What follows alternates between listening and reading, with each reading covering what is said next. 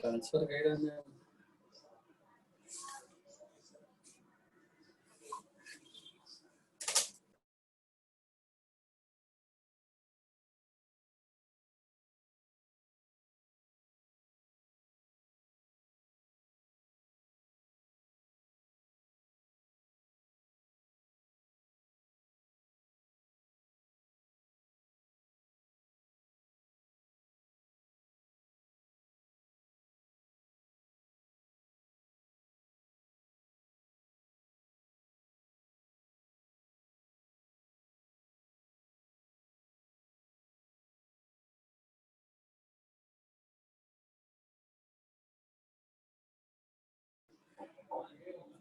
We'll start the session. Yes, I think we should start. No problem. Yeah.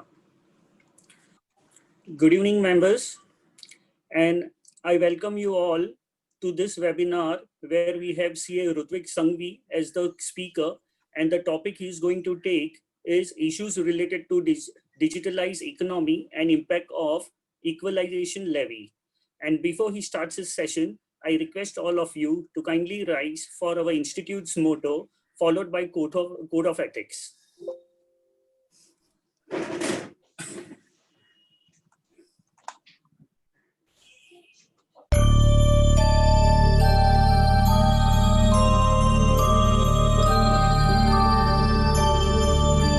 य एष सुप्तेषु जागृति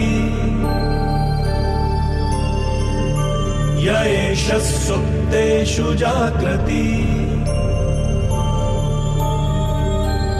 कामं कामं कामं कामपुरुषो पुरुषो निर्मिमाणः निर्मिमाणः तदेव शुक्रं तदेव शुक्रब्रह्मा तद्ब्रह्मा तदेवामृतमुच्यते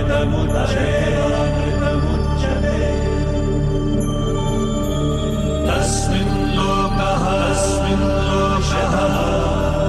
शतः सर्वे तदूनात्यपि कश्चनान्यपि कश्चन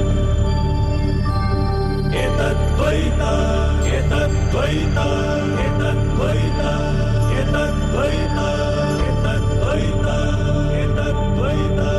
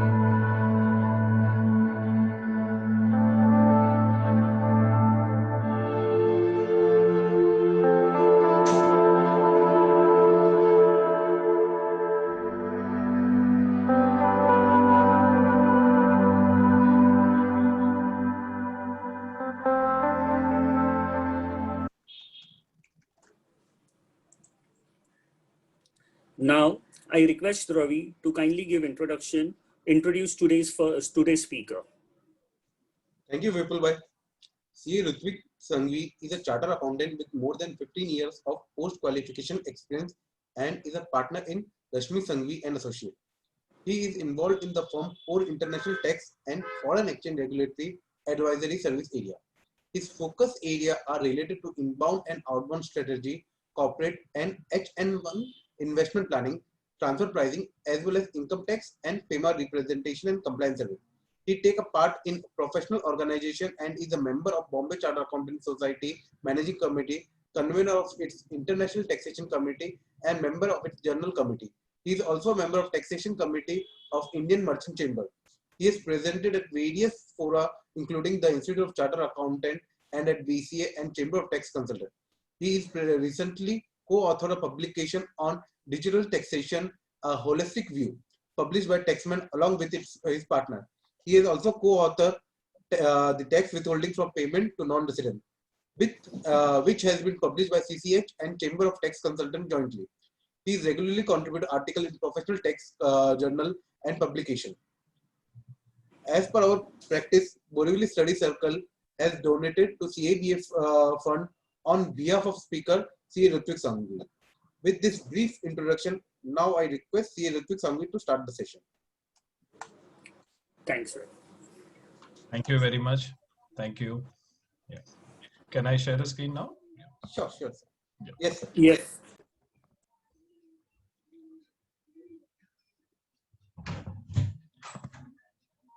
Many thanks for this opportunity and to share my thoughts with all of the members who were attending today's session. Today's topic is probably while it is at one level something which is esoteric, which one may feel that it's not applicable on a day-to-day basis. The recent changes in the from the Finance Act 2020 have made it all the more relevant that we all study the provisions of equalization levy. And that is the idea of today's session. I thank the organizers for allowing me to share my thoughts with all of you. To keep this session interactive, I have suggested to the organizers to allow for more question and answers. And while I may be covering some points of your questions already later on in the slides, so please excuse me if I do not answer them. But you can please post your questions in the Q&A box. And as and when I have a logical break in between during taking up my slides, then I will surely try to resolve those queries. So as the scope is a bit wide, I would like to go ahead and start my session right away.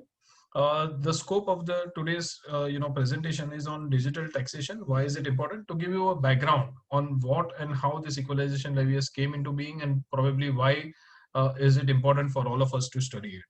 A bit of a journey which has happened till now on this front, and then go into the analysis of equalization levy 2016 and equalization levy 2020, the recent amendments, and what next, So this is the whole scope of my presentation. So let us start with the fact that digital taxation, why is it important and what do we mean by it? We all know that digital taxation, digitalized economy or digital, way of doing business is the new norm, right? So, and in fact, the current pandemic and the lockdown situations, the work from home situations, our own sessions today, right? I would probably be there today in Borivali to deliver this address, but today I'm talking to you from my home. Why? Because, and why is it made possible? Through the use of such facilities like video conferencing facilities, the ones which we are using. Now, this is a small example, but obviously the businesses have gone digital since now decades. And they have crossed geographical borders, they've eliminated technological barriers, and they have tried to see to it that their services or their goods are made available to the largest market possible. And we have these few examples. I'm sure all of you would have, understood and would have gone through and in fact used some of these, right? So we have the services which have been re-engineered, like the Airbnb and the Amazons and the Netflix. We have production redefined through use of digital mediums because we have 3D printers now. Instructions or the designs come directly from abroad, and you have already products getting printed at another remote location. Your assets revolutionized. Gone are the days when your capital assets, your plant and machinery were the most priciest, of the assets, in a particular business. Those are now become only tools. The customer, the data of that customer, the data of that market, those are the things which are now become the new assets. And logistics obviously have been reimagined. You could not think of ordering goods from abroad and you get it delivered in a couple of weeks. Those whole things have become possible to a large extent due to use of digital means. It's become a paradigm shift, and the reason why the uniqueness is that there are new business models, right? So probably 2 decades, or even I think so, at least 20 before, just 20 years back, we probably would go and shop in the market for most of our stuff. We would not go online. But now today, the reality is that probably you and me are now shopping on the Flipkart, on Amazon, on Snapdeal. So now that's a whole new business model which came up due to use of these digital technologies. And the uniqueness of it is that it is intermediary free. Intermediary free to an extent is what I'm trying to say is that, one, there is a direct connection between the customer and the businessman in many businesses. I can go on a hotel website and I just book my hotel directly. I don't need to do anything. I go to an airline and I book my ticket directly. I don't need to go through an agent.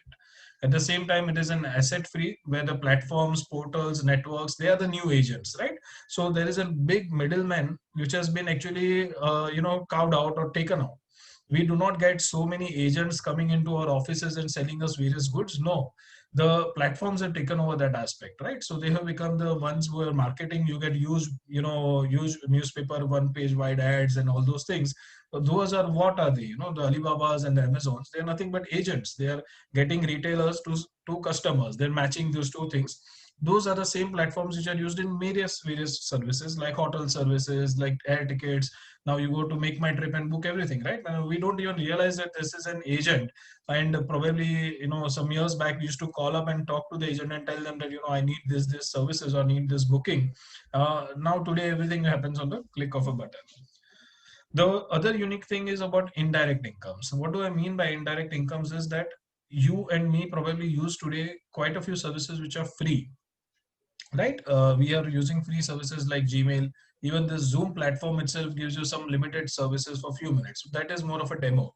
But there are certain services which are full-fledged but still free. You have YouTube, huge amount of videos available, right? So those things when you use, we don't realize what are we actually paying for them. We are paying for them by way of our data. Our data is what is used by them to target advertisements back to us. So if I am searching today for the Income Tax Act by Taxman, and if I search it on Google, probably after some time, if my Android phone will also carry that similar ad somewhere down the line or somewhere else where I'm browsing, right? You all must have experienced it. You all must have seen that, ads, what you search for are getting targeted to an extent where now today, even if we talk of certain things, even those things are picked up and ads are targeted even towards those things, right? So this is the whole new business model where customer is the king.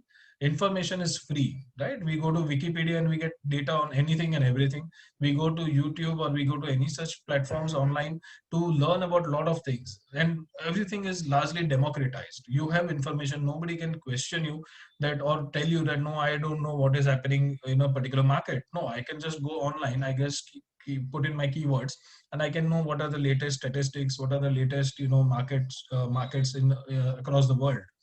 And data is the new oil. This is something which has been famously used. So this is in substance what the digitalized economy is. And the pandemic has not, in fact, put any dent in this business models. In fact, they've increased, right? So we have all been, in fact, increasing. And in fact, probably some Kirana stores have also kind of started to use similar models. If nothing, but even WhatsApp models are being used, right? So they will tell you, please WhatsApp us over the order and we will send it to you. So these are the new models which have, in fact, the pandemic has made its use even more rampant. This is just some of the examples which I wanted to give that why these companies have become huge behemoths. And as you would have all heard about, like Facebook, if it was a nation, it would probably be one of the top 5 nations in the world. And if all its users were considered its citizens. Now you can look at the users in millions. These are all data of 2018. It's a bit dated. Getting this data is a bit difficult. We actually had to go online and search a lot and find out, and in fact, dissect the data to find out Asia Pacific numbers. Here is where you can find the Asia Pacific numbers. Asia Pacific, India specific numbers are very, very hard to get, next to impossible. But whatever data we could get, you can get a broad idea about the global number of users in millions, right? So you have Facebook in 2018 at around 2 billion users, 2 billion users, and same for Alphabet Inc., which is, essentially the parent company of Google. Amazon has around 300 million users, like at the whole size of USA at best. And the revenues which they are earning, look at the revenues, the huge revenues they are earning, the market capital. Alphabet, Amazon, Facebook, all of these made huge losses in the initial years. But still the market capital kept on rising only for one reason, that the market share was rising. The number of users that people were using, the number of users which used their services increased, and so did the market cap. Again, a new valuation methodology, right? Who would have imagined that a company which is making losses year on year will have its market cap almost rising every time it makes even a bigger loss? So these are the new business models, not something which was thought of earlier. The need for taxing is why taxing this digital economies is to bring a level playing field by taxing all business activities, irrespective of the manner in which they are conducted. That is the idea behind digital taxation. There are questions which are put up that, okay, how can you tax when there is no activity conducted in India? But that may not be very, very right to say. The reason is because these models or these technologies have allowed you to do business from any place in the world without physical presence anywhere.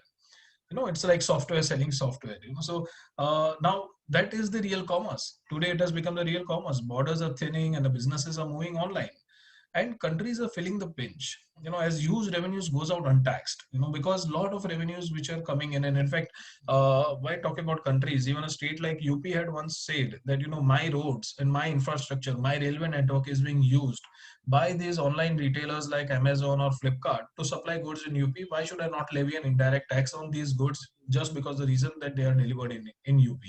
So these are the kind of concerns which are there not just in India, they're across the world. Now, that is where they are saying that why not just indirect tax? Okay, one more argument put up is that digital taxation companies or digital tax can be by way of indirect tax, and that is already being levied. So why not income tax? So why levy another income tax on it? The reason is because indirect tax is already borne by the customer. If you and me are buying goods from Flipkart or Amazon, we are paying the GST. If we're importing, we are paying customs and GST.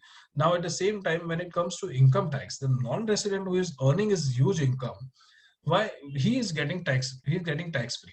So take an example like some model like Netflix. So now you and I, we both know they are putting in huge amount of money to see to it that the content is meant for Indians. You can clearly make out, right? So because the language is used, the character, the artist used, the whole marketing used, everything is targeted to us. But if you go to see then where it is situated, then it's situated outside India. It only provides you the streaming through a streaming service. It will provide you the full facilities in India.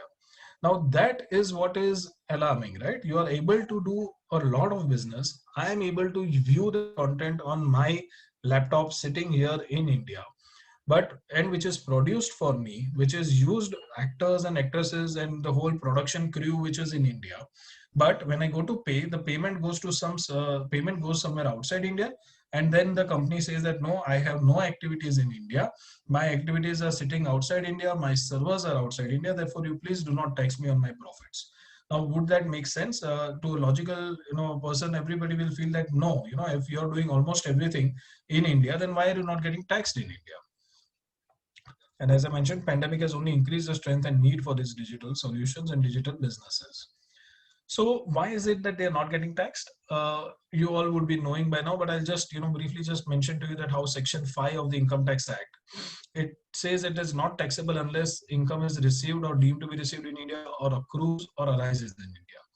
And for a person who is a digital economy player, he will say that he is a non-resident who does not have any activities in India and receives income directly abroad. Now you go to Section 9, which brings in the deemed accrual principle. Again, such businesses are not taxable in India unless they have a business connection in India, and non-resident does business from outside India and has no business connection in India. The SCP provisions which have been brought into law will change the definition of business connection. However, they have been delayed. In the current year only in Finance Bill 2020, they have extended the application and they will come into power only from 1st April 2021. And that is the reason this provision still stand today, that Section 9 of the Income Tax Act still does not cover digital businesses. You go to the double tax avoidance agreement then, and there also they talk about a permanent establishment, which is again nothing but a fixed place of business. And the whole idea is that it requires a physical presence in India. Again, go back to your earlier arguments under Section 5 and Section 9. There is no physical presence in India. They don't need to do anything sitting in India. They can just market outside from sitting outside India, provide the services out from outside India, and therefore claim that we don't want to bring any tax to India. Now, even if taxable under the Act, say let's take an example that SEP provisions are part of the law anyways, but they have become effective. Let's talk about a situation 2 years hence. What will happen that time? The Act will provide a situation where it will say that such digital businesses will be liable to tax in India. SEP, by SEP, I mean the Significant Economic Presence Test, which has now been brought in to tax such digital businesses under the Income Tax Act. Equalization levy is not part of Income Tax Act. It is separate from the Income Tax Act. And SAP is not my topic today, but my only point of concern I want to bring out is that 2 years down the line also, even if I have an SCP position, I have a significant economic presence which makes me liable to tax within India, which makes that non-resident liable to tax within India. He would still go to the treaty and tell that, no, I don't have any permanent establishment. And the treaty to that extent is more beneficial. And therefore, as per Section 90 subsection 4, you will go to say that, no, my treaty is more beneficial to me. And therefore, I will not again be liable to tax within India. So these are the arguments which make it very, very difficult to tax the digital economy. And these are the norms which have been in place since decades now, right? So there are more tweaks to the PE rule, but there is no major change into the permanent establishment rule. So as we have discussed, it does not require any physical presence. Therefore, the P definition under the tax treaty, which is linked to the physical location, it becomes archaic and obsolete, right? So for these business models, permanent establishment concept makes no sense. Digital economy ignores the geographical barriers and no rendering of services in the market country, right? So if I want to say that no, there are the fees for technical services, there are royalty taxation, but that generally speaking, or there is a service permanent establishment, but for that you need to be in that particular country, you need to provide the services in that particular country, and somehow they say that no, we are sitting outside India, we don't come to India at all. So how do you satisfy those tests? Again, it's impossible. Again, the digital economy model of remote provision of services and remote management of companies, okay, both combined have provided a huge avenue for them to avoid taxes, not just of Indian taxes or of any other country of market, but also of their own countries of residence. And that is what example I'll just give you in the next slide. But that is the primary reason for the base erosion and profit shifting discussions to start. After the 2008 financial crisis, America woke up to the fact that there are many companies which are not paying correct taxes to them. So they initiated these discussions with the G20. The G20 brought in the OECD. The OECD started the BEPS discussions. The reason being that these are the profits of a digital economy, right? The profits of a digital economy, which is there under the scope of taxation under the OECD double tax avoidance agreements is, say, for example, this is more of a mathematical concept of subsets and set and subsets. So you have a scope under the OECD double taxation avoidance agreement. Scope under the Income Tax Act is wider, but the profits of a digital economy are outside both of these concepts. And therefore, there is no taxability till now today by law of these digital economy profits. And this was the reason that the rules were sought to be changed.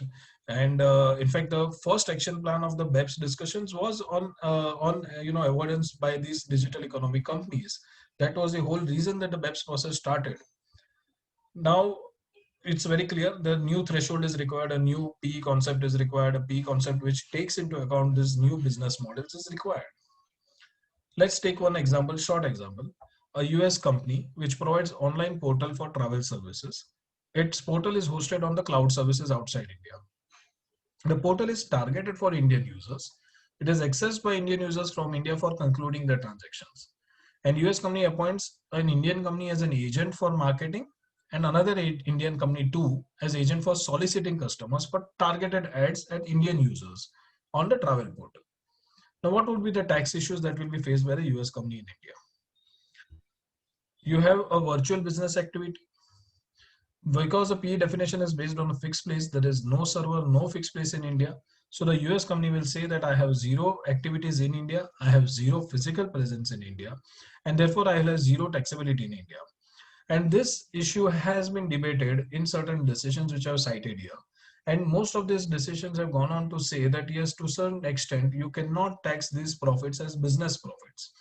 There have been chances to try to tax them as royalty profits, especially in Google India Private Limited Bangalore Tribunal decision, where they have tried to say that no, we will try to tax. The department has tried to say that these are nothing but royalties. What has happened is that these companies are smart. They change the characterization of their incomes by saying that no, these are no longer my royalty-based incomes, these are my business incomes. Again, go back to the PE definition, permanent establishment not being there, therefore they are again not liable to tax. So a simple point which I wanted to make was that they have huge businesses run from outside India targeting Indian customers, but at the end of the day, they do not pay any tax in India. Apart from that, as I mentioned to you, that it has provided a lot of, avenue for avoiding digital taxations. So this is Google, and I'm giving this name because this is a format which has been used by it, a planning and a structuring which is used by it. Google has, people in India, advertisers in India who want to place ads on platforms, and therefore they use Google as a platform to place those ads. And here I'm giving Google as an example. The same story is there for other ad aggregator services. Now, advertisers in India, when they place their ads in Google, it could probably have gone directly, right? A payment could have gone directly and a service could have been obtained directly, but that is not the case. There is a chain of companies in between India and Google. Now, what are this chain of companies? This chain of companies is having a, individual companies as subsidiaries of Google. And if Google is in USA, then this is, this is the, this line which I'm putting is outside USA, and this is in India. Okay. Now, if I have here a Bermuda subsidiary, an Ireland company 2, a Dutch subsidiary, and an Ireland company 1. What happens here? So first, what happens is the advertisers in India, they pay to Google Ireland company 1. Okay. Now Ireland company 1 then pays out most of its incomes as royalty to a Dutch subsidiary of Google. There is no withholding tax within EU. Ireland and Netherlands both fall within the European Union. Therefore, there is no withholding tax. Most of those profits or most of those incomes or revenues go straight away stream to the Dutch subsidiary. That subsidiary pays to another Ireland company back again. And that Ireland company too is controlled and managed by a Bermuda subsidiary of Google. Now, being a management and control situated outside Ireland, Ireland has a law whereby it says that if our management and control of an Irish company is situated outside Ireland, there would be no tax in Ireland, which means that Ireland company 2 also prima facie pays no tax on whatever income it receives from the Dutch subsidiary. When it pays to a Bermuda subsidiary again, then Bermuda itself is again a tax haven. Sorry, it does not pay to Bermuda subsidiary, but can somebody say that Bermuda subsidiary is the one which is managing and controlling the Irish company, so it should be liable to pay tax. However, again, the Bermuda is a tax haven, as probably most of you know here. It's a Caribbean island. A Caribbean island probably maybe slightly larger than probably Bombay, I think, and that is a tax haven. It thrives on that. It says that okay, I'm not going to tax these companies. So in sum and substance, the whole advertising revenue which is earned by Google goes tax free. And just in 2016, in 1 year, Google moved around $19 billion of its revenues through it. Now, because of the international pressure, it is set to close in 2020, which is again in some rumors are there that it is again going to get extended and all those things are going on. The point I'm trying to make is that there is a huge structure used by these e-commerce companies because of the fluid laws which are there and because of the laws not having moved in terms with the or in times with the business models. So what happens? Google pays 0.1% tax on those $19 billion of profits. Now, obviously, this was not going to, not going to continue, and USA wanted to bring to tax all of these companies because most of these companies are US companies, and therefore the whole BEPS pressure started. What we have is Google, and I'm again and again giving Google as an example because it's one of the most cited companies, which is very, which has used this model to its extreme. And therefore, you have Google, which has its millions of users around the world, and millions of advertisers want to access those millions of users. At the same time, Google provides certain services to them. You have the search services, you have the email services, which are through databases all over the world.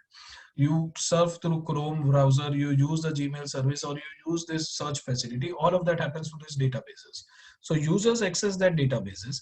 Those databases are used by Google and it has beautiful algorithms in place which analyzes that data and tells that, okay, no, this so and so person, or probably in Bombay city, you have a set of 25 aged male persons aged 25 to 40 who are probably looking at this particular product at right now. So this is the hot product. Okay.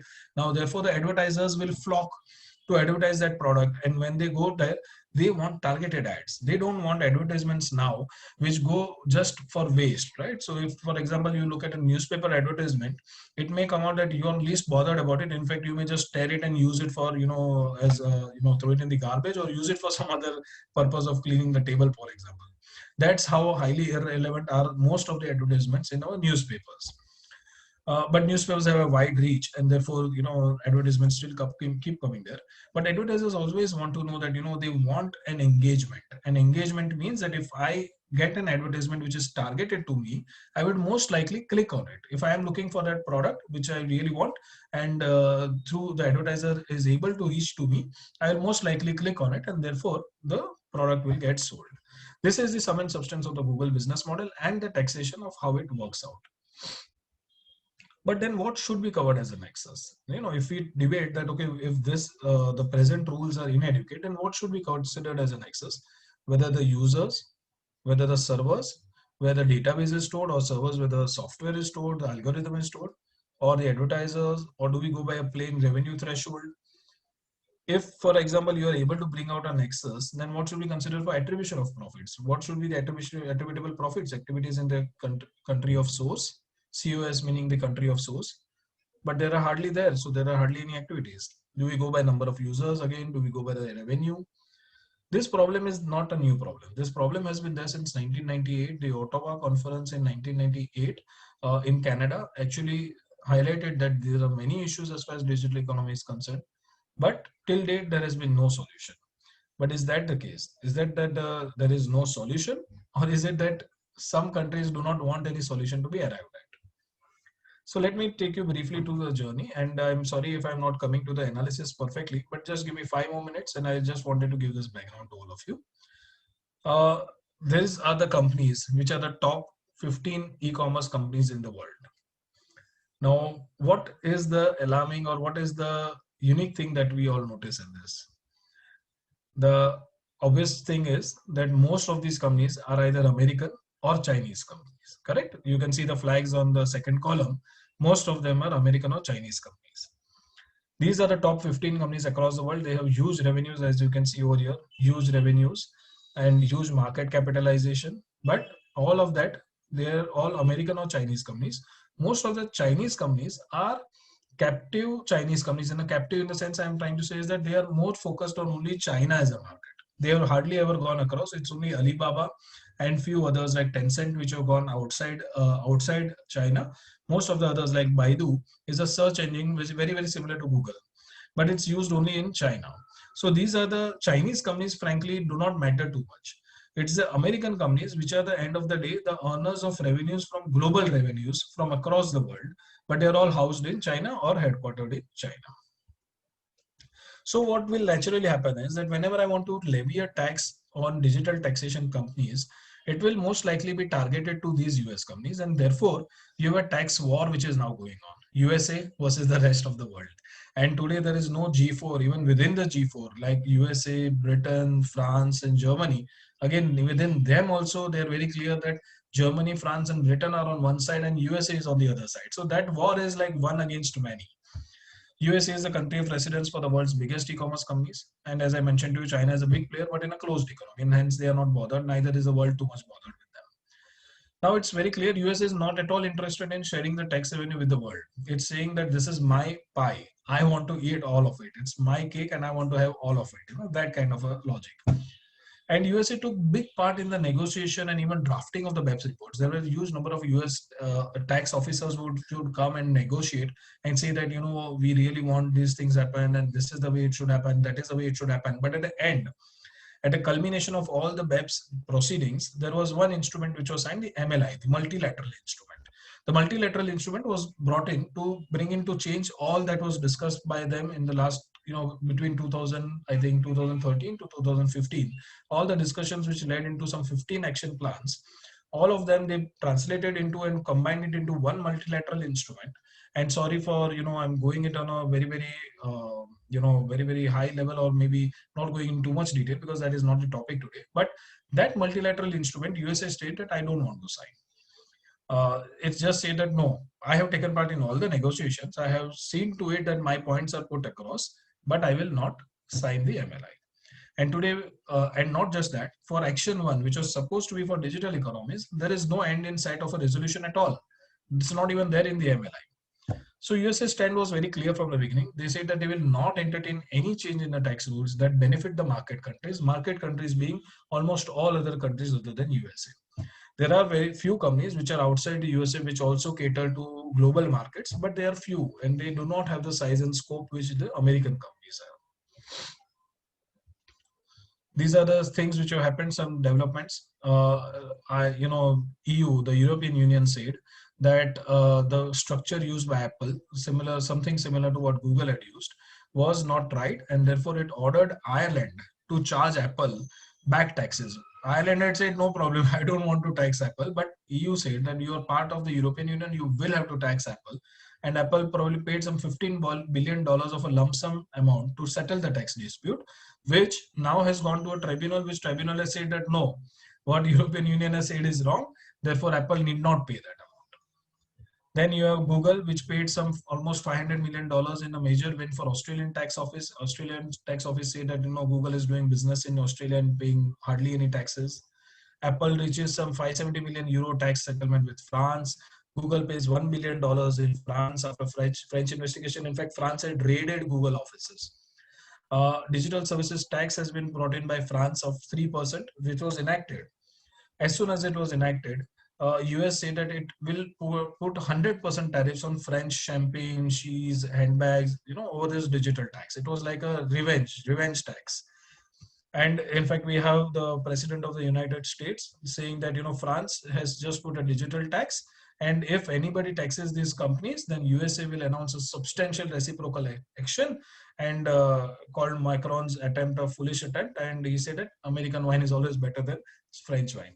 Why I'm telling you all this is, the reason is that this is a hot tax war. This is a tax war where the presidents of this country, or the presidents and the top political people of this country, are very much engaged. They all know that if they do not bring to tax these companies, they are losing out a huge tax revenue.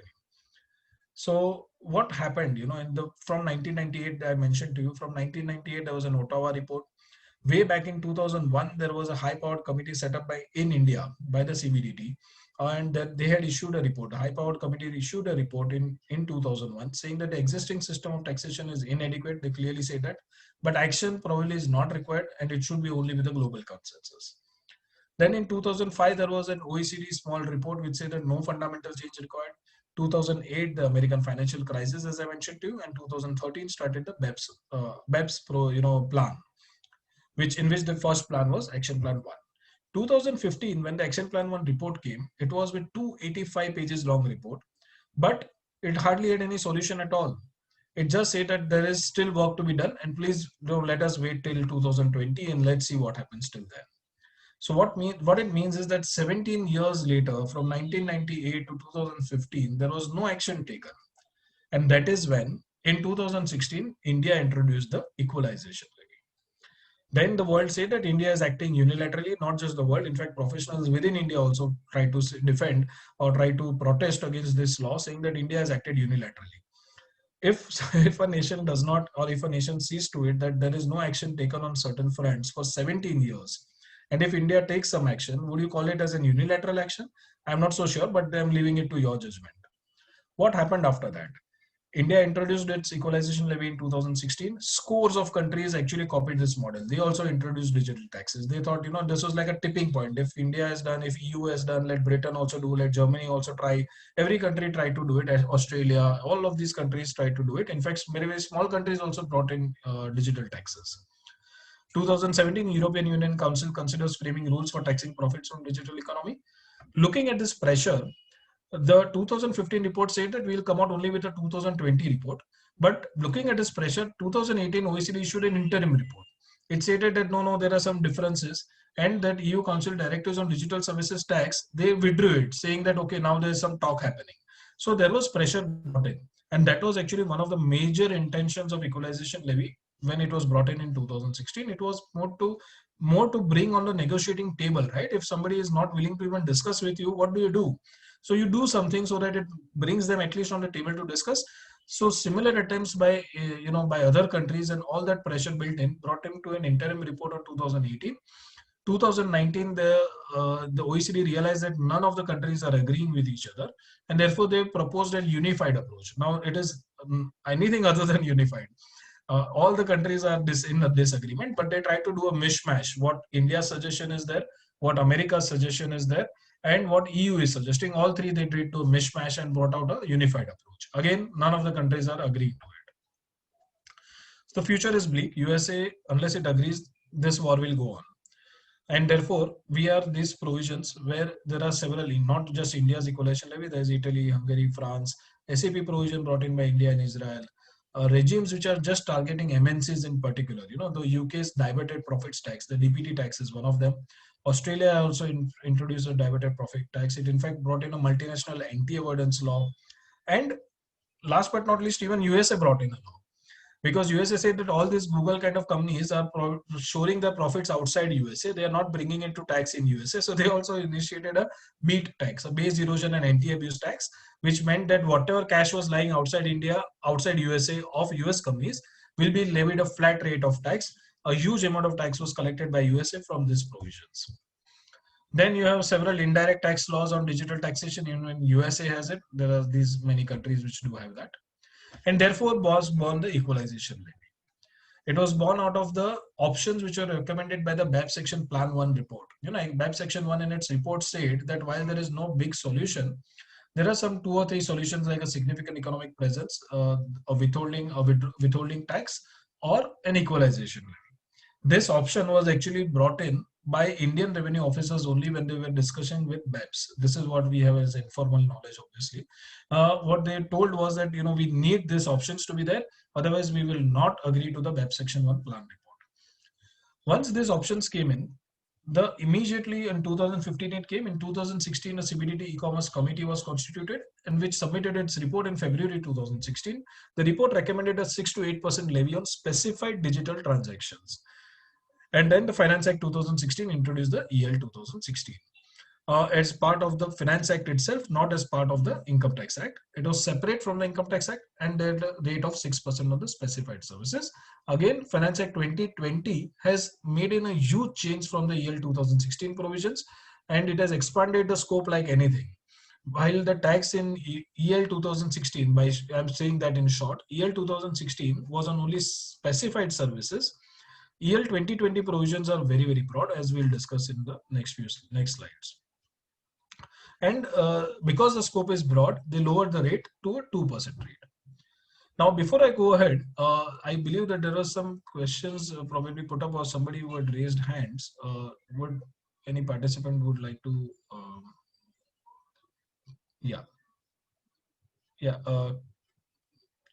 Keyur, I think I'm not sure if you are able to talk now.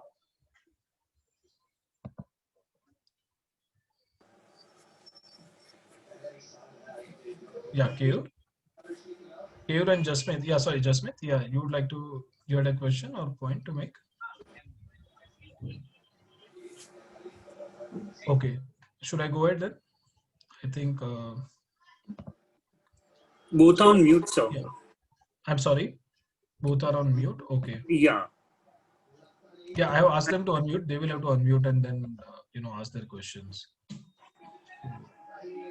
I think we'll go ahead. If they want to Yeah. interject and meaning the point, make a point, then please they can. I think they can just raise the questions in our question Yes. answers. That's That also will right. that would be better. Yes, you are right. Yeah. No issues. Please. Yeah. So I'm going ahead now.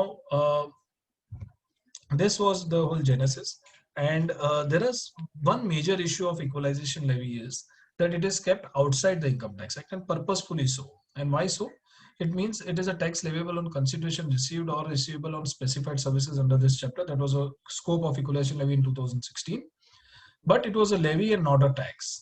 Why was this done so? As I discussed earlier, that a double tax avoidance agreement would easily override any Income Tax Act provision, and the double tax avoidance agreement did not have, or rather did not have any rules to tax these kind of companies or these kind of profits, and therefore there being a no PE situation, they would have avoided tax even if the Income Tax Act brought in any provision, and therefore to avoid that, they brought it out of the Income Tax Act.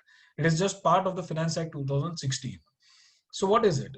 If it is part of the Finance Act, and we know that it is actually in lieu of Income Tax Act, but that does not make it, does it make it a direct tax or an indirect tax? All those questions now become open.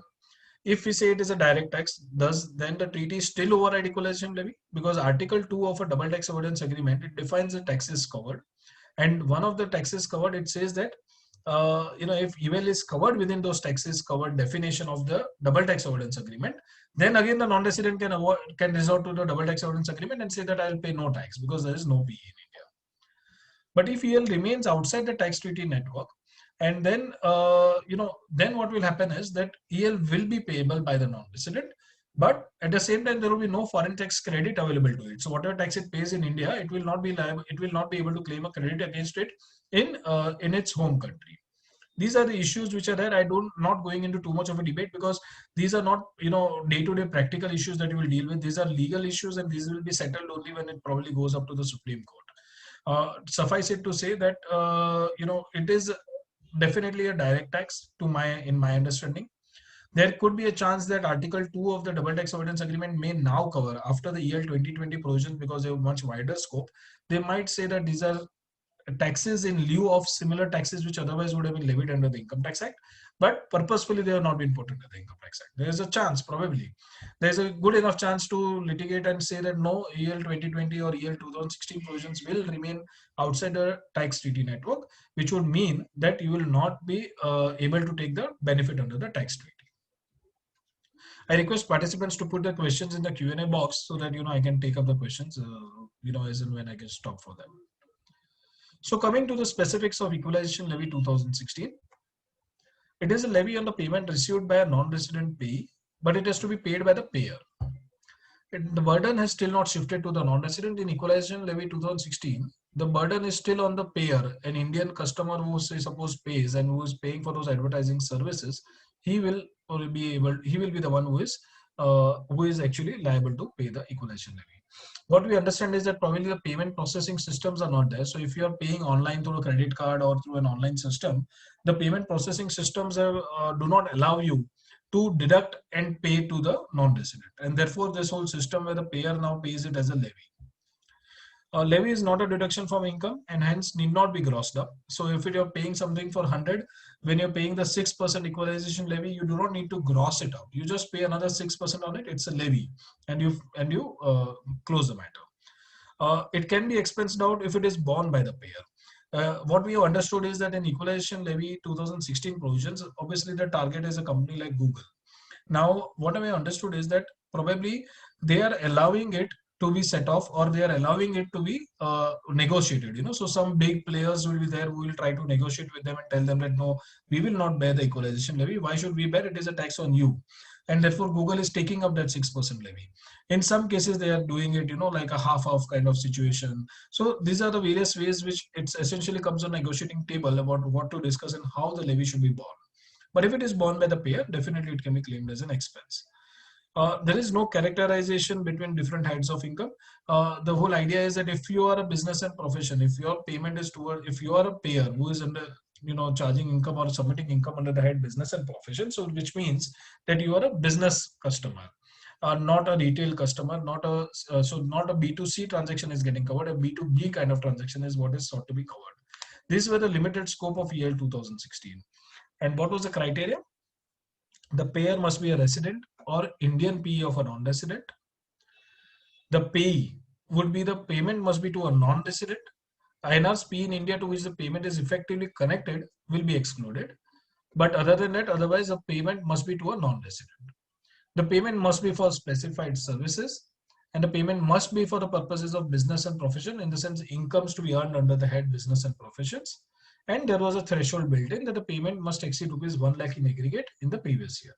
If all these criteria are satisfied, then the equalization levy becomes applicable. Please note all the criteria. If one of them doesn't come in, then you're out of the equalization levy 2016 provisions. What do we mean by the specified services? It means online advertisement, any provision for digital advertising space, or any other facility or service for the purpose of online advertisement, and includes any other service as may be notified by the central government in this behalf. Again, they have defined what is the meaning of online also. It means a facility or service or right or benefit or access that is obtained through internet or any other form of digital or telecommunication network. So very broad definition of the word online. The whole idea is to target online advertisement services and ad aggregators like Google. Now, what happens to websites like Zomato, TripAdvisor? Their data is used to provide data. So for example, the Zomato will use our data of what we are ordering. And if you notice, if I'm ordering from a specific restaurant, they will keep on showing me that restaurant again, that do you want to order, or they will come out with specific discounts for it and all that. So essentially they are using the data to advertise to me again. Is that covered? This is an open question. Listing on such websites, is it an advertisement? To my knowledge, it might be considered as an advertisement. And I'll just give an example. There will be websites like Alibaba and Amazon.com, which actually provide a person to place their advertisements on particular places of the website. Are those considered as advertisements, online advertisements? Probably they would get covered.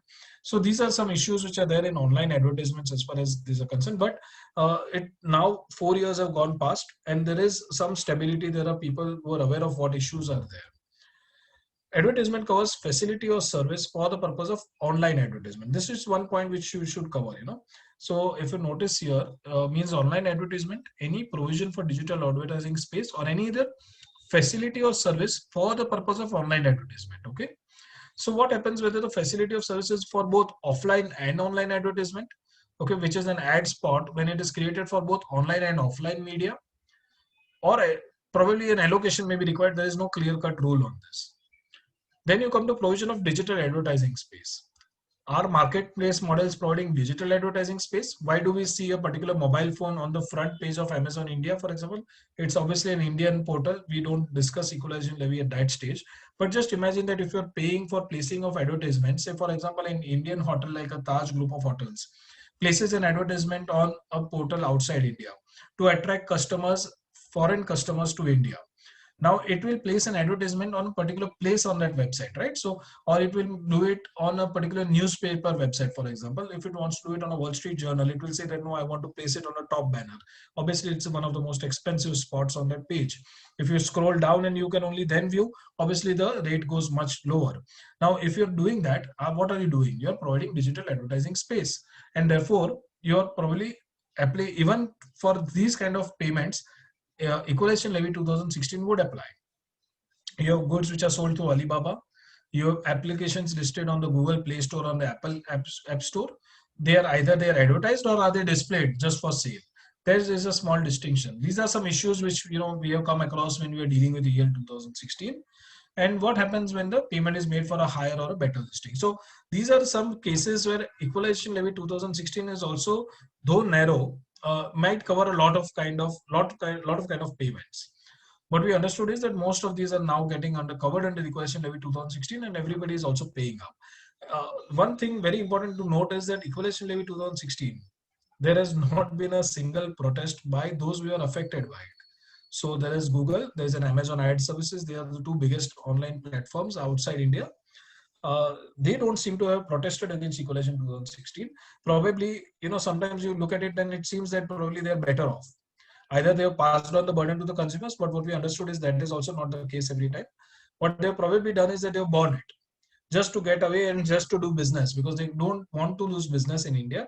At the same time, paying up a 6% can be a huge amount. So this becomes a base of concern for a lot of people, and even for startups who levy on huge advertising budgets, for them this becomes an added burden. But what equalization levy was, as I had mentioned earlier, it was a message by India to the world that India is not going to remain silent. We will take action. We want to bring to tax these digital companies. In a ways, it is simple and straightforward. EL 2016 provisions were clear that, okay, this is how it should apply. And the revenues are growing. Equalization levy garnered some 1,000 crores in 2017. But please note, what we understood was that this revenue or this kind of, this kind of levy, the revenue itself was not the objective. The objective was that we want to give a message. And what the concerned officials have said on public fora is that this is an interim measure.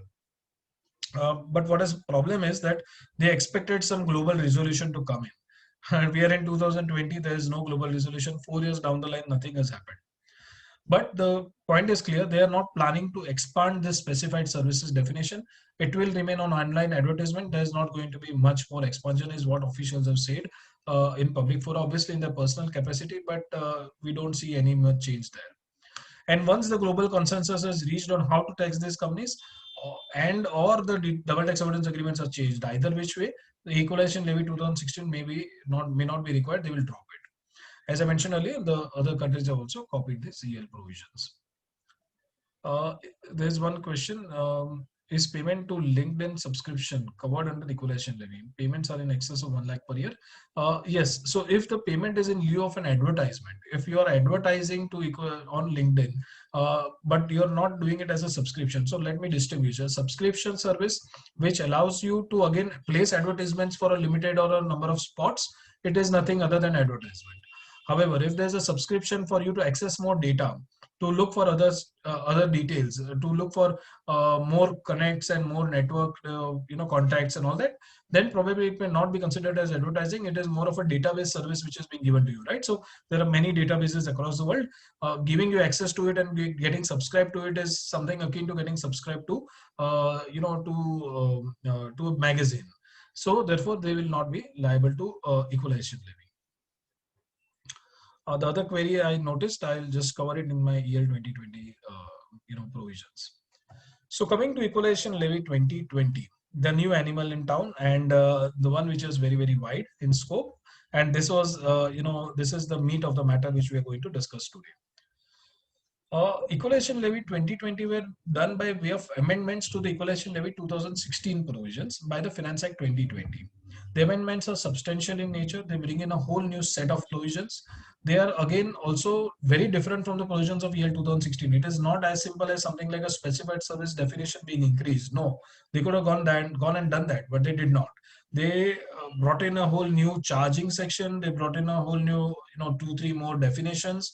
And it's almost as if there was a new equalization levy which has come into place. More than that, the issue was it was a surprise introduction. It came in by the way of Finance Act 2020. There was no mention of it in the Finance Bill 2020. Generally, what happens is that you have Finance Bill 2020, and if there are some issues on it, you represent, you explain that, these are the provisions which are not clear. Can you please amend them? And then when the Act comes into play, generally those recommendations are taken into consideration. However, when you have a Finance Act straight away bringing in a new law, you are left with no choice but to accept it, right? So there is no way there's any discussion. There was hardly any parliamentary discussion on this topic. And it was brought in also on 27th of March, and it was made into law from 1st April 2020. Nearly 3 days away, it became a law. There is no memorandum. Finance Bill 2020 carries a memorandum. Finance Act 2020, when these provisions were brought in, there is only a notes to clauses. There is no memorandum bringing out the intention. There was no discussions, as I already mentioned.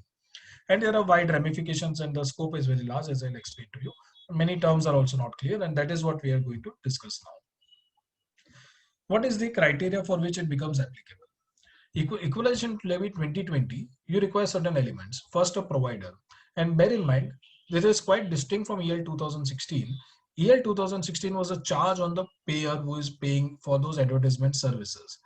Here, the tables have been turned. Now it has finally covered the head of the non-resident. How the non-resident will pay, whether you will be able to enforce that non-resident that come and pay, it's all a matter of debate. But the law at least has brought in that a provider is a person who is a non-resident e-commerce operator making or facilitating e-commerce supply or services. These are the people or these are the persons on whom the equalization levy 2020 is charged. And the receiver is a person who is a resident or a non-resident in certain circumstances, or some person who is using an IP address located in India. These are the certain criteria as far as provider and receiver are concerned. The charge is on the amount of consideration received or receivable for e-commerce supply or services made or provided or facilitated by it. Now these terms, if you have not come across them earlier, this may look as novel terms. They are new terms and they have all been defined separately in the year 2020 provisions. There are certain exclusions. A non-resident which has a P in India to which such supply services are effectively connected, they are out of the equalization levy 2020 provisions. Their exclusion is also there if EL 2016 applies, obviously. So if EL 2016 applies, then EL 2020 provisions will not apply. And they are applicable only if the sales, turnover, or gross receipts of the non-resident from these e-commerce supply services is more than 2 crores. So if you have less than 2 crores in the previous year, then equalization levy 2020 does not apply. But therefore, again, we are looking at an equalization levy 2020 provisions which are applicable only if all that above criteria are satisfied. Now, coming to certain case studies or certain topics or points or issues which I wanted to discuss with you one is the section 1050. So what happens is that equalization levy, as we discussed, is something which is brought into law just because they could not levy it by way of an income tax. But what happens if a non-resident says that you're levying me equalization levy, but I am probably also chargeable under the Income Tax Act, so you can't levy me 2 taxes on the same transaction. So they brought in section 1050, and 1050 under equalization levy 2016 provisions, earlier provisions, it was supposed to provide an exemption from whatever is payable by an NR. So those particular advertising services would not be liable to tax under the Income Tax Act. Now that same exemption provision has been amended by the equalization levy 2020 provisions to provide for an exemption from income tax on incomes arising to a non-resident from e-commerce supplier services chargeable to equalization levy and made or provided or facilitated on or after 1st April 2021. There is a reason why those words are italicized, and I'll come to a case study which I'll explain you why so. So equalization levy provisions and those under the Act are now mutually exclusive. Whatever is leviable under equalization levy, those same incomes will not be charged to tax under the Act because of this exemption. And therefore, I have come to an understanding of the hierarchy as under. First and foremost, you have to look at when you're paying for digital services outside India for the scope of services which are covered under the equalization levy provisions, please look at equalization levy 2016 provisions first. If that is not taxable, they are not taxable over there, then you go to equalization levy 2020 provisions. If those provisions are also not, in the sense you are not paying any levy even under those provisions, then you come under the Income Tax Act. This is the clear hierarchy. And let me take you through an example for explaining that. Just before that, I'll just look at the questions. Yeah, I'm covering those points ahead, so I'm for the moment not taking up those questions. We are looking at a US company which provides online training services for professionals, and those services are accessed by an Indian company. In 2022, the reason I'm put on 2022 is because SCP should not come in. If SCP comes in, obviously these services may become taxable under the Act. For the moment, let us say that these services are not liable to taxing under the Income Tax Act. Therefore, they are liable to EL or not is what we need to study. The Indian company is accessing them to buy online e-learning courses for its employees. And what we need to see is that what will be the applicability of the EL 2020 provisions. EL 2020 applies to a non-resident if he is an e-commerce operator, because it applies because in this case he is an e-commerce operator providing e-commerce services to the residents. Online training services also is covered under section 917 as fees for technical services, 917 of the Income Tax Act. Now, he is liable to tax in India under the Income Tax Act as the payers are from India, obviously. So what is now happening is that you have an overlap.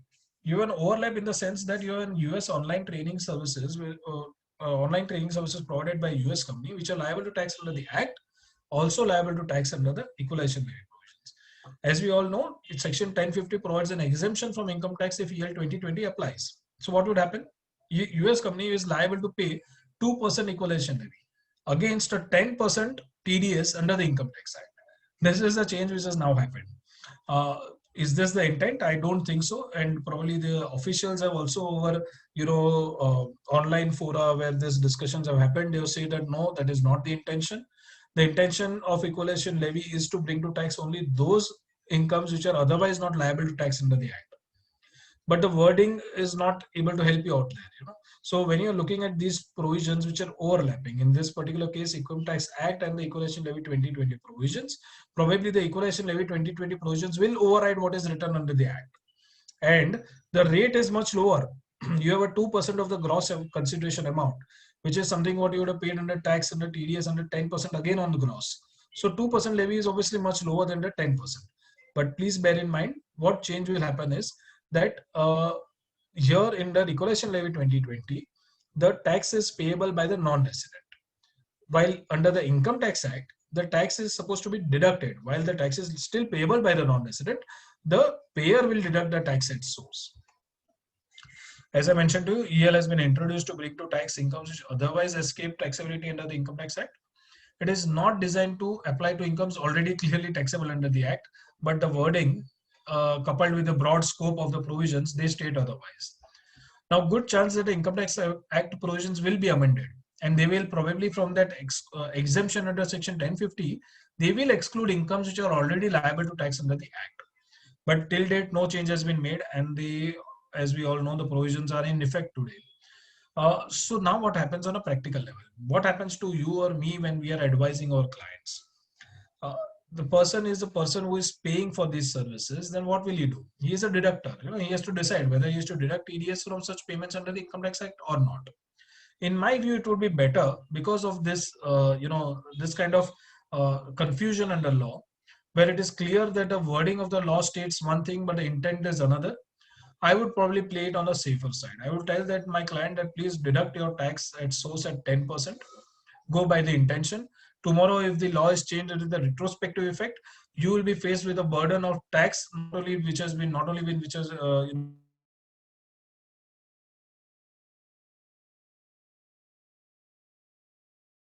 are there if you do not deduct tax at source from non-residents' incomes.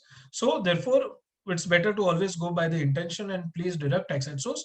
The non-resident income earner can always file the tax return. It can always say that if, for example, if the law does not change, the non-resident income earner can always go file an income tax return and say that, okay, fine, to me, equalization levy is applicable, not this Income Tax Act.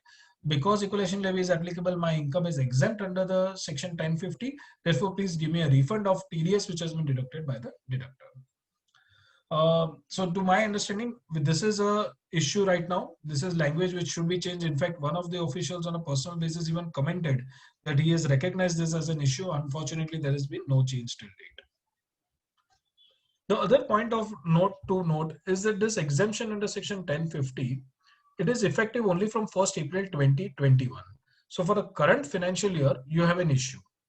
The EL provisions are actually already applicable from 1st April 2020. The problem which has happened is that exemption in Section 1050, they use the words that the exemption is for incomes arising after 1st April 2021.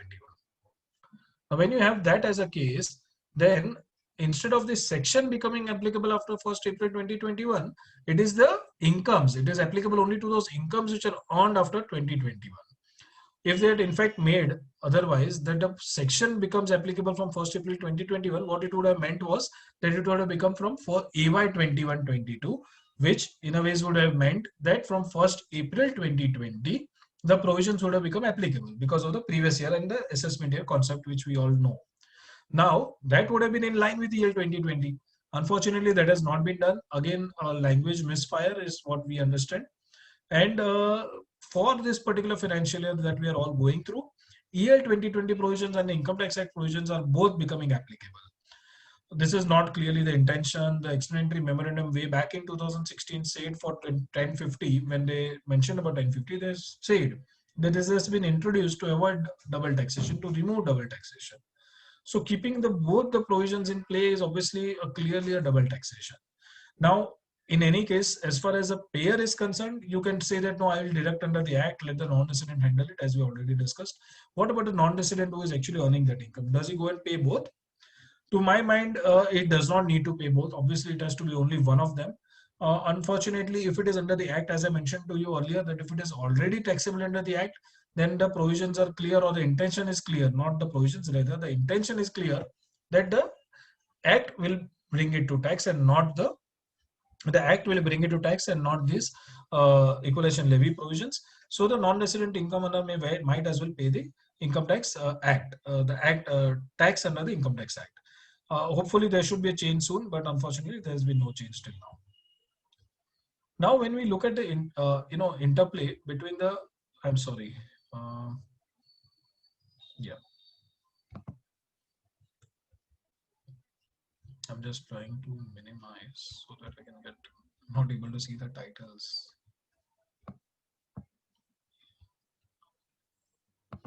Yeah.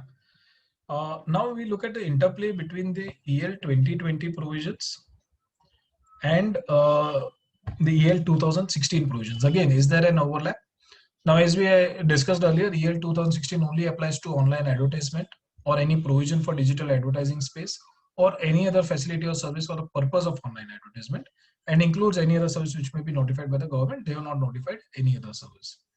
EL 2020 to a certain extent also applies to advertisements, but only where it is a service provided by one non-resident to another non-resident, and such advertisement targets a customer in India. So that is one particular clause they brought in EL 2020. So as far as advertisement services are concerned, you might feel that there is an overlap. But one thing to note is that EL 2016 applies only when the non-resident provides specified service to a resident or to a non-resident who has a P in India. But EL 2020 provision is only for one NR to another NR. So the targeted advertisement which is provided by one non-resident to another non-resident is only what is sought to be covered under EL 2020. To my understanding, there's a very, very slim chance of both these provisions overlapping each other. In any case, what they have provided is that if there is an overlap, Section 165A2, Roman 2 of Finance Act 2020, which provides that EL 2020 would not be charged where EL 2016 is leviable. Now, one point to note is that whether they can try to whether a person can say that no, I want to actually levy this levy this particular pay a levy under the new provisions of EL 2020 because there's a 2% charge, and while the older provisions were at 6% charge. Can they change their character of the income? Can they say that by charging royalty or FTS instead of providing an advertisement service, can they try to say that now I am covered as I am still a digital service, I am covered under EL 2020 and therefore I will do this? Two things to bear in mind. One is if you go under royalty and FTS and if you're covered under the Income Tax Act, you're having a higher tax liability than both these cases under EL. And again, if you do that purposefully to avoid paying a 6% charge, you can also say that it is a tax avoidance in nature. So this is what limited points I wanted to make as far as overlap between EL 2020 and 2016 provisions are concerned. And now let us come to certain concepts of Equalization Levy 2020 and what issues are we having under that. First, we have the e-commerce operator. And as you remember, these are the criteria, right? You need an e-commerce operator, you need an e-commerce supplier of services, and the consideration has to be for e-commerce supplier services. So all these are criteria which we will go through and we'll just figure out what issues are there. Section 164 CA, it says that e-commerce operator means a non-resident who owns, operates or manages a digital or electronic facility or platform. And such facility or platform should be for online sale of goods or online provision of services or both. So this is the definition. Let me take you to the issues through certain case studies. Let's take a case of an Italian car company. It has an online website providing details of its cars which are available for sale, the features you can see, and what are the specifications of the car. Most Indian companies also provide it now, and definitely this is an Italian car company which is doing it. Now the website it operates, it is accessed by the Indian customer, and the Indian customer is only meaning to see that, okay, what is the information which is available? It wants to see how good is the car. Now before booking the car, there is no facility to book the car online on the website. So the customer will actually travel to Italy and place an order for the car to be delivered in India. Now the sale amount will also be paid through the bank transfer. There is no facility to make online payment for the car or for the booking amount on the website. Now, is the Italian company an e-commerce operator? Can you say that it just because it has a website, can you say that the sale of car which it did by the customer actually traveling to Italy and getting the car or booking the car, or selling, or rather paying for the car through an offline mode, would it still be considered that the Italian company is an e-commerce operator? Now, as I mentioned to you, e-commerce operator covers e-commerce operator here, the word operator is missing. E-commerce operator covers a non-resident who owns, operates, or manages a digital or electronic facility. Unfortunately, the term facility has not been defined. EL 2016 went to the extent of defining online also, but here we do not have the definition for the word facility. So now we have questions, whether ownership of online domain would get covered, whether or only if the non-resident owns both the domain and the server of the website, whether the website which only provides information is covered. The key thing to note is that, as I'll just take you back to the definition, is that a non-resident who owns, operates, or manages a digital or electronic facility or platform, and such facility or platform should be for the online sale of goods or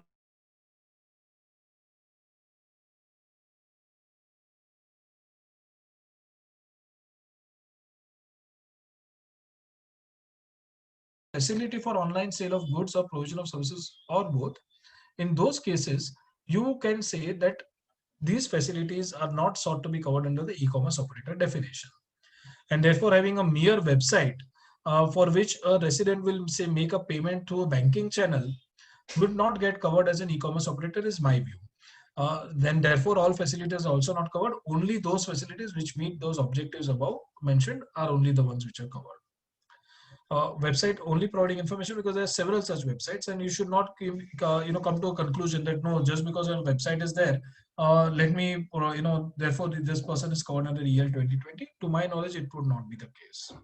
Obviously, if that website has a payment system, like you can look at Tesla, right? So Tesla is another famous car company which has its very famous electric cars. You can actually go online and customize the car. You can customize to quite an extent, and you can even pay the booking amount, the full amount online, and they will deliver it to you at your house. So that is a level which today people are trusting just websites. So that is the level at which you can go to. But if you do that, and if there is an online system, and I believe that there are certain Indian companies also which have tried and attempted those kind of things, like you can actually book a Mahindra Jeep through Flipkart, or those kind of things. So that is a kind of system. If you have an online system to do it, then yes, they would be covered. But if it is only information, then a person or a non-resident would not get automatically covered as an e-commerce operator, because that website does not or is not for the purpose of online sale of goods or services. Coming to the next example, operation versus use of facility. And this is a very, very important point. A lot of questions have come to me on this. So let me take you to this issue through an example. You have an UK agent and a US agent. A UK agent which provides customer contacts to Indian residents, but he does it by over email or WhatsApp messages. I noticed there's one question on this, so I'm just bringing it out here. A UK agent which provides customer contacts to Indian residents over email or WhatsApp messages, and a US agent who provides customer contacts as and when they become available to the Indian resident through video calls on Zoom platform. Okay, these are the ways they are doing it. The agents do not own, operate, or manage any website to provide the services. They just simply WhatsApp, okay, yeah, there is an agent. And obviously there are many Indian residents which when they want to buy foreign properties, they take services of agents, right? So you say, just imagine an example where a UK agent is saying, okay, yes, there's a property which you are kind of looking for now available. Do you want to buy this property? And he does it through a WhatsApp medium. Now, whether these UK and US agents would be considered as e-commerce operators? UK and US agents do not own, operate, or manage a website, but they use these communication facilities. Now, one view can be that email or video conference software, or even for that matter, WhatsApp messaging platform, is used to communicate with customers is different from a facility operated by non-resident to provide the services. Now, is there a distinction? You can say that no, use and operate, probably the same meaning. But when you go to the Income Tax Act, you can look at the fact that there is a use and operate which is used actually quite distinctly. You have the term use, which is covered in the definition of royalty when you have the use of a copyright. As against that, you have the word operate, which has been used in the provisions of like deduction provisions like sections 35A, BB and section 80I, where they say that you have to operate an industrial facility. Now, these are the words which are two different terms. They have been specifically used as two different terms. And you have a Madras High Court in Skycell Communications also pointing out that when you're actually paying to some telecom operator, you're paying them for the airtime charge. You're not paying for the technology behind it. You're not paying them that, okay, how this actually, how these network towers are operating. You're not bothered about it. You're only bothered about the call facility, the communication facility. So this is some distinction which can be brought about. And one view can be that if you're using only these as communication facilities, the foreign companies would not become an e-commerce operator. But if the same tools are operated as a facility, and what do I mean by operated as a facility is that, say, they provide a real-time consultancy services like you or me today. If I am sitting in India, or give an example of a professional sitting in UK, and the lawyer says that I'm going to provide you a service, or a CPA says I'm going to provide you advice, and I can, in the website itself, or they say that no, come online and I'll provide you advice, the way probably similar to what I am today. We are all discussing on this online platform here. So in that kind of a case also, if those such facilities are used for that purpose, probably you can say that there is a facility which is being operated. And that facility, once it is operated, you can say that no, these are actually e-commerce operators. So therefore, what key issue you should point out or figure out is that what is the function of such facilities? Say, for example, if you are today providing an opinion to somebody, what would you do? You would sit back and provide, and you would actually type it down on your laptop, and then you will use the email facility only to deliver that product. You will deliver that opinion.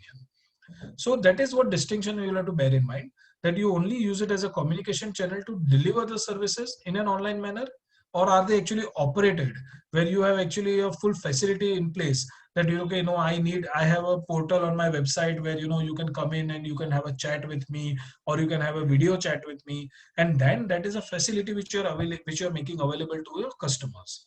And therefore you can say that there is a facility, then therefore they will become e-commerce operators, and again you will have an issue to keep in or issue having them as e-commerce operators.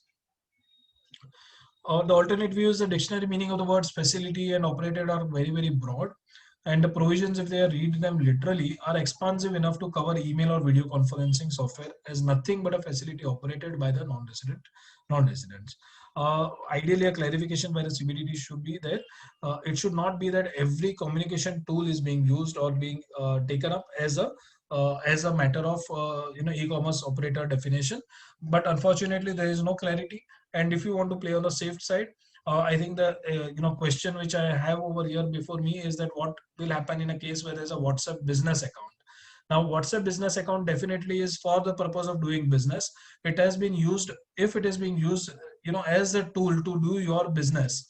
Probably I would say that yes, it is a facility which is being operated as against something which is being communicated to you. I am finding out my customer contacts offline, and then I'm delivering it to you by way of a communication medium. That's a different thing.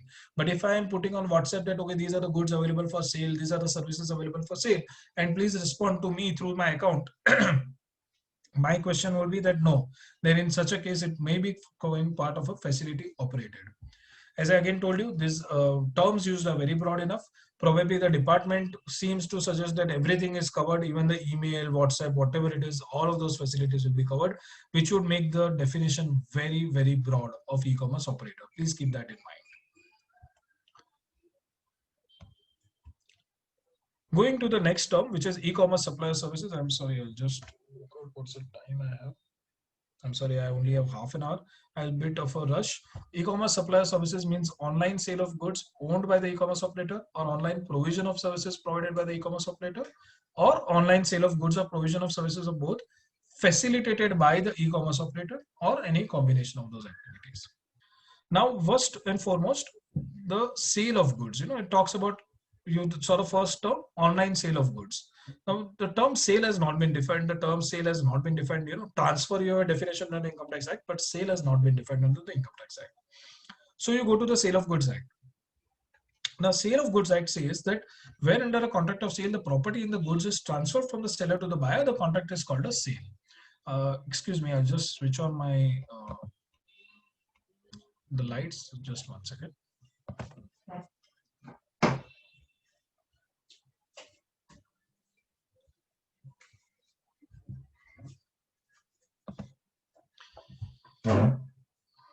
Yeah, so you have an issue where the I'm sorry, I've gone ahead. Yeah. So you have a contract of sale, and where under that contract of sale, the property and the goods is transferred from the seller to the buyer, the contract is called a sale. That is the definition as per the Sale of Goods Act. Section 19 further says that property passes when it is intended to be passed. So where there is a contract for sale of specific or ascertained goods, the property in them is transferred to the buyer at such time as the parties to the contract intended to be transferred. So therefore, a mere signing of the contract or an online acceptance of the contract is not actually a sale. It is only an agreement to sell. Please bear in mind. When and where the contract is signed is not relevant. You are doing it online, offline, doesn't matter, but it's still an acceptance of a or an acceptance of a sale, in the sense an agreement to sell. The sale does not conclude. So let me give you an example. Canon Inc. has a website for online sale of cameras, and a customer buys those cameras online from the Canon's website. Now, the terms of sale provide that the title to the goods will pass only on delivery when the goods get delivered to India in the customer's hands. Now, the issue is whether the Canon's Inc.'s website provides for online sale of goods, because the website, say, let us take it as it's a facility, right? It is providing online sale to happen, so it is a facility. It is a facility owned, operated, and managed by Canon. Definitely, Canon is an e-commerce operator. But whether that website is it providing online sale of goods is the question which we need to answer. As I mentioned, as per the Sale of Goods Act, the terms provide for conclusion of sale only when delivery happens. Therefore, the online purchase of camera is nothing but an agreement to sell. Sale would happen only at the time of delivery of goods in India and not before. Such a sale would be considered as an offline sale, right? The sale is concluding only when I get the goods in my hands, and that is not possible to happen online. Sale happening online is very, very difficult, right? Unless you have an intangible good. Other than that, every sale will probably happen offline.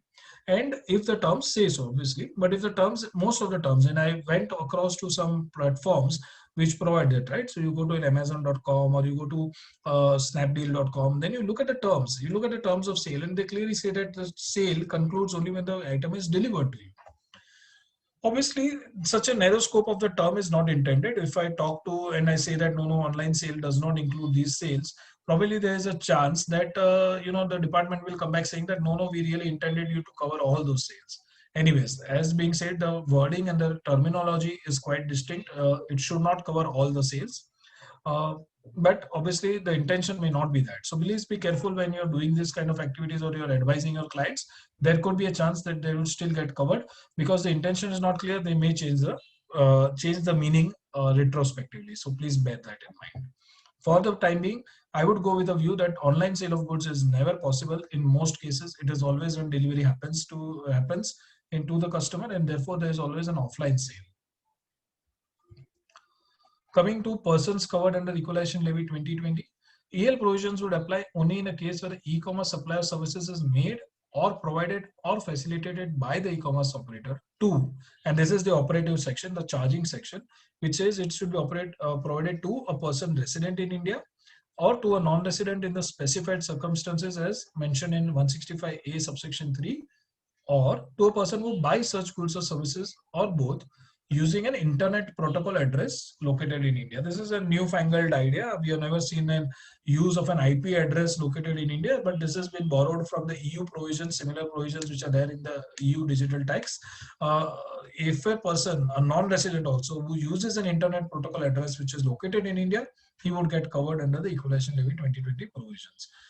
What are the specified circumstances under 165.3? If you noticed, the second clause says that EL 2020 provisions also covers a person who is essentially receiving these services or those goods, even if he is a non-resident, but only in cases where there is a sale of advertisement, which we covered earlier in a case study, a sale of advertisement which targets a customer who is a resident in India, or a customer who accesses the advertisement through IP address located in India.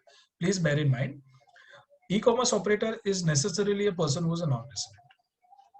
Now, that e-commerce operator is providing a service or an e-commerce supply to another non-resident. So there are two non-residents who are interacting between both of them, but they will still be covered under the EL 2020 provisions. The reason, if that there is a sale of advertisement which targets a third party, a customer who is seated in India, it targets a customer who is a resident in India or who is located in India.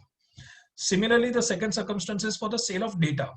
If the sale of data which is collected from you or me, essentially a person who is resident in India or again a person who uses the internet protocol address located in India. So both these situations, our data being used or a advertisement which is targeted to us, even though the transaction is happening squarely between two non-residents, EL 2020 provisions will apply. This is the provision which has been brought in by the EL 20. It is quite broad under scope. This was never there under EL 2016, obviously not there under the Income Tax Act. So what does that mean?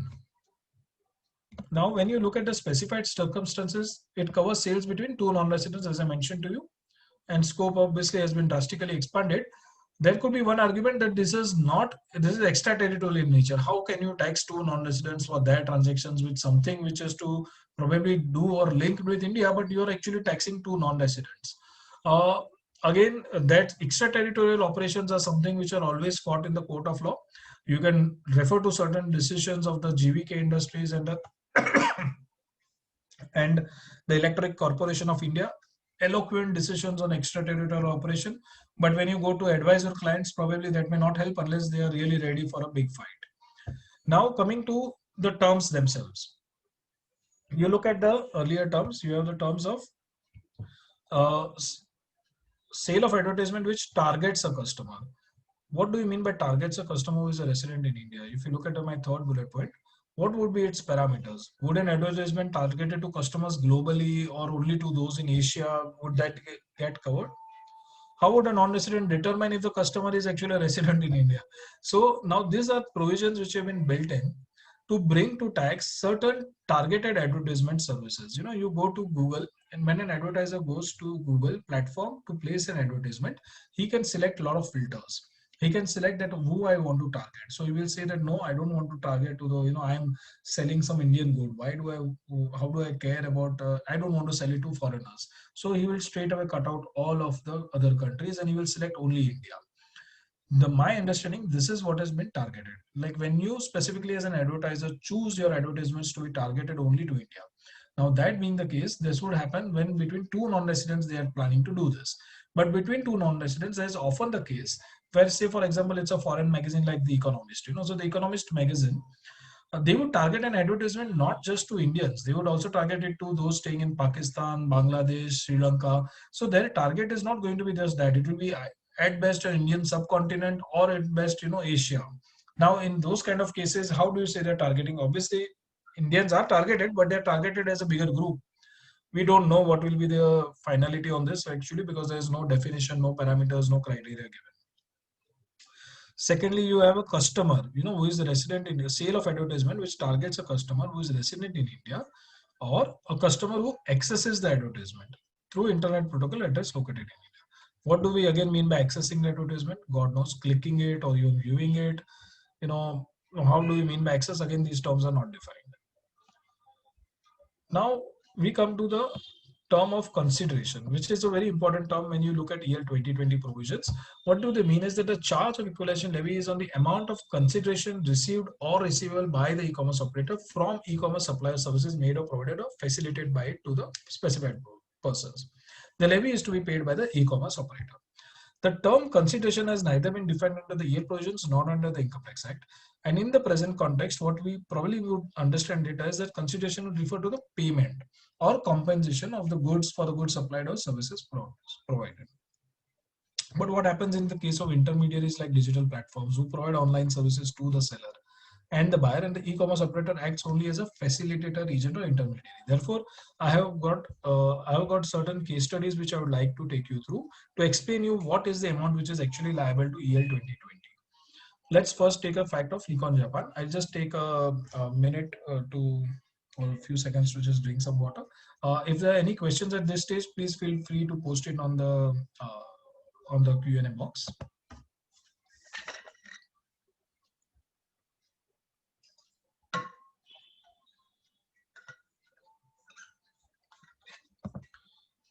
Nikon Japan, in this example, acts as a retailer who sells cameras through Alibaba platform. Now the customer goes online and he buys this camera through the Alibaba website. He buys it at say rupees 50,000. Now Alibaba deducts its commission of 10% because it says that I'm managing this huge platform. So I am actually the agent who is selling, who is able to make you sell this product to an Indian customer. So I will take a 10% cut on it and I will charge 5,000. and pays the balance rupees 45,000 to Nikon. Now, Nikon has its own website with full facility of selling cameras online, but obviously it also places its goods on these other platforms too. Now, issue is that what is the amount of consideration which is chargeable to equalization levy and who will pay that equalization levy? So, first we have Nikon Japan, which is an e-commerce operator, as it owns, operates and manages facility for online sale of goods, its website, so clear. Alibaba is also an e-commerce operator because it owns, as it owns, operates or manages the platform for online sale of goods, again an e-commerce operator. Nikon has made the e-commerce supply by online sale of goods, which has been facilitated by Alibaba. So again, e-commerce supply of goods is also getting covered. So all these criteria are getting met. The point is about a consideration which is received of rupees 50,000 for such sale of cameras online. That has not been received directly by Nikon, indirectly, because it has gone through Alibaba. In my view, that consideration, even if received indirectly by Nikon, it is still an consideration on which equalization levy is chargeable. The transfer which happens because you make a payment to Alibaba, Alibaba will then make a payment to Nikon after deducting that 5,000 rupees. So the transfer which happens from Alibaba to Nikon after deduction of commission is a mere distribution of the amount which it has collected. And it is not a consideration as covered within the EL provision. So again, there will be no double tax. But the first tax will definitely be charged when I pay the 50,000 to the Nikon Japan on the Alibaba platform. Now consideration is received by Alibaba and not Nikon. That is clear. So now who pays the equalization levy? To my understanding and my view, Alibaba has not supplied the goods. Clear? It is very clear. It is an e-commerce operator, but it has not supplied the goods. But it has received the payment on behalf of Nikon. Now, is either that or who should it be? Should it be Nikon, which has not received the payment directly, but has supplied the goods? Now, Alibaba, to my understanding, has received the amount not as a consideration for its services, but on behalf of Nikon. And it is acting like a collection agent. It is providing one service of platform services in which one of the services that, okay, fine, I'll collect the payment on your behalf and then I'll pass it on to you. And therefore, a better view would be that Alibaba is not liable to pay the equalization levy. It should be the end retailer, the retailer being the Nikon Japan, which will be liable to pay the equalization levy to the government. I hope this is clear. If anybody has any questions, please put it on the Q&A platform. Now coming to the second part of this same transaction is the commission which has been earned by Alibaba. There's a 5,000 rupees commission which has been earned. Now it has collected it by way of deduction from the consideration. It then passes on to Nikon. Whether that commission is again liable to equalization levy? See, we understand that Alibaba is an e-commerce operator. There is no question about it. But it has provided this commission, whatever commission it has earned, those services are provided to Nikon, which is a non-resident. The services of having a platform, it is not charging us, the customer. It is charging Nikon Japan the 5,000 rupees commission, and which is a non-resident, it is not a customer in India. Therefore, to my understanding, the consideration which it has received from Nikon in a way is by way of deduction. It is received by Alibaba is not chargeable to equalization levy. The first 50,000 which you paid is chargeable. The 5,000 amount which is charged by Alibaba to Nikon Japan is not chargeable to EL. But now there is a twist to the case. What happens in a case where Alibaba earns this 5,000 from sale of advertisements or from sale of data? Now, if you remember, I told you that from non-resident to non-resident, between Alibaba and Nikon also, there can be chargeability of EL, but only in those specified circumstances. So let us look at that. There are these platforms like Alibaba, which provide the marketing services to retailers like Nikon to display their goods at various places on the website of the platform, right? And in most cases, the seller has also provided a lot of information and insights that, okay, how many customers you had, from which area, from what locality, what, if possible, they can provide it, that what was the age group of the customers which brought, on a very broad level, what were the areas or the sectors or what are the countries through which these customers have come. So all these are the kind of, or even they go to the extent of when did your sales actually happen, or did you have a lot of sales happening over the weekends? Do you have a lot of sales happening over the weekdays? So these are kind of data which they provide. Now, such payments between two non-residents, either for marketing in the sense for placing your advertisement in a ways, when you place your Canon camera, also Nikon camera on a particular place on the Alibaba website, you're paying nothing but advertisement charges. Either that, or you say that for collection of data or for sale of data. Again, both these things are covered by the specified circumstances provisions of section 165A3. I'm sorry, A letter is missing, 165A3 of EL 2020 provisions. An alternate view is that once EL is charged on the full consideration of rupees 50,000, there should be no charge for the advertising fee or the data collection charge. I think that is not right. EL is on the fee amount would be a separate charge. If there is an advertising fee or a commission, or a sale of data, on both those cases, there would be a separate charge of EL apart from the 50,000 because it's a separate type of income earned by Alibaba, nothing to do with Nikon's income.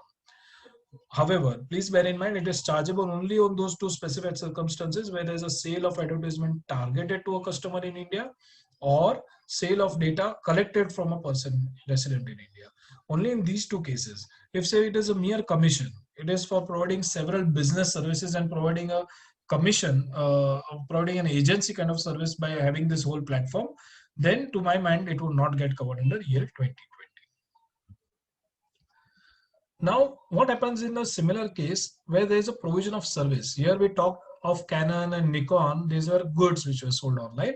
And please bear in mind, in those earlier cases, as I mentioned to you, Sale of Goods Act definition probably, a sale definition probably does not cover these kind of sales, but we leave that aside for the moment because they will definitely change that definition as time proceeds. But now let us come to the provisions through intermediaries of services. So this is when an example we have is a customer in India who books an accommodation for stay outside India in a foreign hotel. Right now in the pandemic, we are all in a lockdown. Obviously, this is not going to happen, but let us all hope sooner we'll be all going outside India or even at least somewhere out from and get free from this pandemic lockdown situation. But let us take an example that we have got the pandemic over and we are all now out going on a holiday. Then the customer in India is booking an accommodation for stay outside India in a foreign hotel. The booking is made through a website booking.com, a travel portal which is a foreign portal and which has its website also outside India. So customer in total pays 1,10,000 rupees, 1 lakh for the accommodation charges, and the invoice clearly shows that yes, these are the accommodation charges for your 3 days stay, 4 days stay, whatever. And 10,000 rupees towards the booking charges levied by booking.com. Booking.com says that obviously these are my booking charges or my commission or my agency commission. That is what you have to pay. Now, what is the amount of consideration which is chargeable to equalization levy in this case? As we discussed for cameras, the whole 50,000 becomes chargeable because there's an online sale of goods. What happens in the case of provision of services? EL 2020 is charged on consideration received by e-commerce operator from e-commerce supply services, which covers online provision of services provided by the e-commerce operator. Please keep it bear in mind. The online provision of services provided by e-commerce operator is a key term.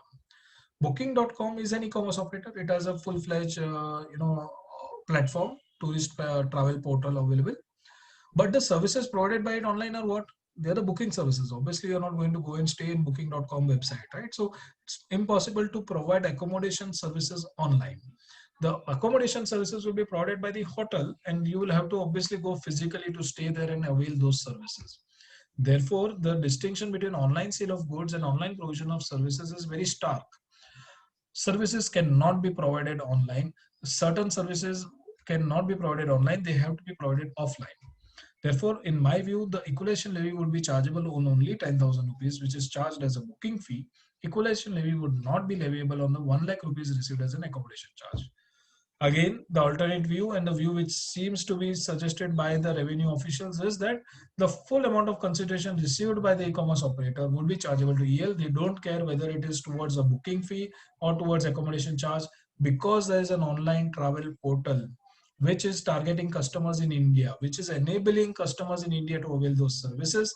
Therefore, they would like it to be charged to EL. Now, unfortunately, the wording doesn't support it, but if you do not want to take a risk, then you deduct EL on the whole of the amount, or either the non-resident pays EL or 2% on the whole of the amount, or only on the booking fee, as if you want to litigate. So these are the clear-cut provisions under the EL 2020 provisions. Chargeability on the sale of data, I'll for the moment skip it. It is covered. Obviously the provisions are again loose here. What is meant by data, what is meant by collected, but I don't want to go into the detail. You can always refer to my slide here. I'm just speeding up. Again, applicability to intra-group services. There are some questions about when an M&E group has a shared service center or a finance center or an aggregator. It provides bunches of the services which are required by group companies across the world, and then through the portal it provides those services. Now, what happens in that case?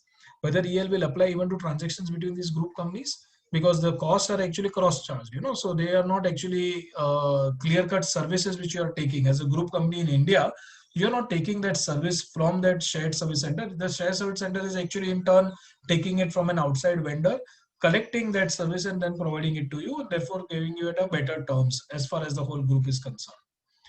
Now, to my reading, the wording of the EL provisions is very wide. It covers these transactions even between group companies. There is no exemption for related parties or for the fact that that a company does not provide such services to persons outside its group. You cannot say that no, it is only captive, therefore do not apply EL. No, sorry, there is no such exemption available. Thus, each of these transactions will also have to be reviewed, and if they are provided online, then whether those services are again getting covered under the EL 2020 provisions, please bear in mind, you may have to apply them. There are certain other legal issues. EL would be chargeable even if the constitution is for the part of a composite payment. Ideally, it's better if the invoice shows the split between those services which are chargeable to EL and those which are not. If that is not the case, whether you can do an attribution between the two type of chargeable and non-chargeable services, it's highly debatable. You may have to end up paying on the whole of the amount. Again, one more point to note that the EL is chargeable whether it is received or receivable. Receivable is a key issue which is not there under general levies. When you're actually paying a levy, it is at particular point in time. You are doing this transaction, you pay the levy, the matter ends. Unfortunately, EL talks about received or receivable. So if you have got something which is receivable, you have got an invoice from a non-resident for services which they have not yet provided, EL will kick in. If there are the services which are covered, EL will kick in, and the services when they're actually received, you may not end up paying EL. But then the thresholds and all those things, there is a lot of confusion there. But unfortunately, they have kept those words received or receivable. These are the main legal issues. The procedural issues, there are still big gaps. You do not have a mechanism for applying for refunds. You do not have a procedure for assessments, for advance ruling. Again, the due dates are very stringent. For the 31st March quarter, you pay on 31st March. How do you know? Meaning, let me at least complete my day. And unfortunately, that is the way that it is done. Huge representations have been made.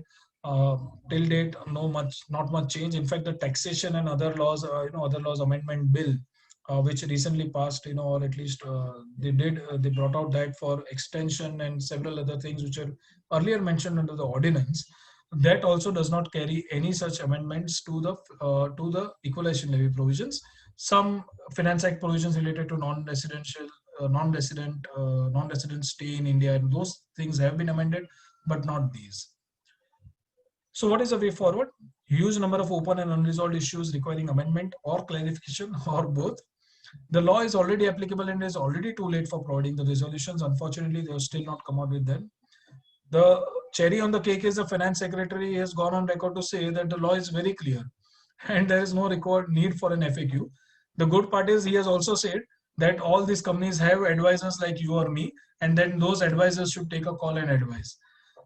I don't think I agree with that fact, but anyways, there is a loss of clarity. Global development wise, you have the US Trade Representative who has started investigations against 10 nations. They have similar kind of laws. Even India is covered. India's equalization levy has also been covered. They have said it is discriminatory to the USA and therefore they will retaliate, just as I told you initially about France. Similarly, they will retaliate against India. India has already given some 6-page reply. They have defended by saying that this is applicable to all companies.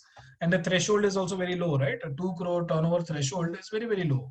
So they're trying to say that this should not apply. Or rather, it is not a discriminatory rule. It will apply to all companies, whether American or otherwise.